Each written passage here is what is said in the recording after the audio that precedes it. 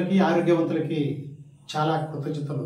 ఈరోజు ఈ ప్రపంచంలో సకల సంపదలతో అష్టైశ్వర్యాలతో ఆనందమైన జీవితాన్ని గడిపేవారు ఉన్నారు. అదే ఈ ప్రపంచంలోనే కటిక పేదవాడు, అంటే ఆ పూటకు పోతేనే కడుపు గడిచే విధంగా కూలి చేసుకొని బ్రతికే వాళ్ళు ఉన్నారు కదా. ఈ ప్రపంచంలో ప్రతి ఒక్కరు ఉన్నారు. అంటే ధనవంతులు ఉన్నారు, కటిక పేదవారు రెండు రకాలు ఇద్దరు ఉన్నారు కదా. ధనవంతుడు డబ్బు బాగా సంపాదించి సకల సంపదలతో ఉండి ఏదో ఒక కారణంతో పేదవాడు అయిపోయినాడు ఉన్నాడు. అదే కటిక పేదవాడే డబ్బుతో, అతని ఆలోచనతో డబ్బు సంపాదించి ధనవంతుడు అయినవాడు ఉన్నాడు కదా. దీనికంతా కారణం ఏమి అనే విషయాన్ని మీరు ఆలోచన చేయండి. ధనవంతుడు పేదవాడు అయ్యాడు, పేదవాడు ధనవంతుడు అయ్యాడు. దీనికంతా కారణం ఏమిటి? ఎస్, ఈ యొక్క వీడియోలో నేను ప్రతి ఒక్క విషయాన్ని మీకు తెలియపరచాలని ఈ యొక్క వీడియోని మీ ముందుకు తీసుకువస్తున్నాను. ప్రతి ఒక్కరూ ఈ యొక్క వీడియోని చూడండి, లైక్ చేయండి, సబ్స్క్రైబ్ చేయండి. ప్రతి ఒక్క విషయాన్ని తెలుసుకోవాలి అనుకున్నప్పుడు కింద స్క్రోల్ అవుతున్న ఫోన్ నెంబర్కి ఫోన్ చేసి ప్రతి ఒక్క విషయాన్ని తెలుసుకోండి. ప్రతి ఒక్క దానికి మీ యొక్క మైండ్ సెట్ అండి కారణం మీరే.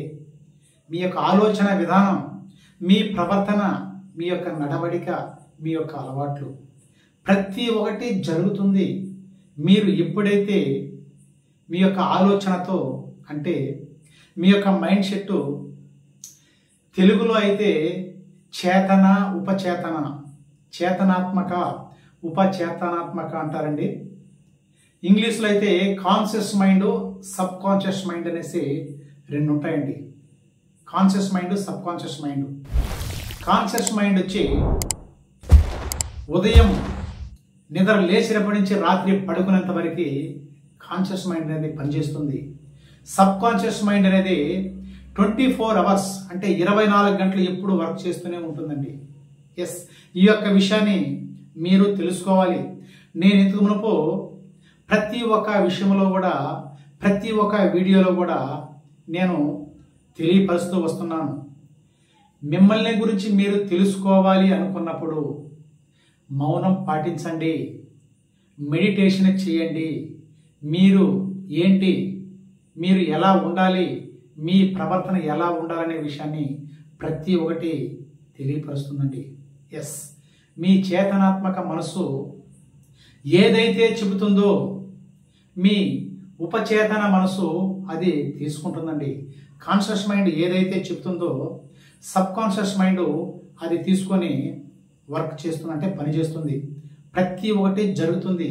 మీరు ఏదైతే చెబుతారో, అంటే మీరు నమ్మినా నమ్మకపోయినా కానీ ఈ ఆకర్షణ సిద్ధాంతం అనేది ఎప్పుడూ పనిచేస్తూనే ఉంటుంది. మీ ఆలోచన విధానం, మీ ప్రవర్తన ఎలా ఉంటే మీ యొక్క జీవితం కూడా అలానే ఉంటుందండి.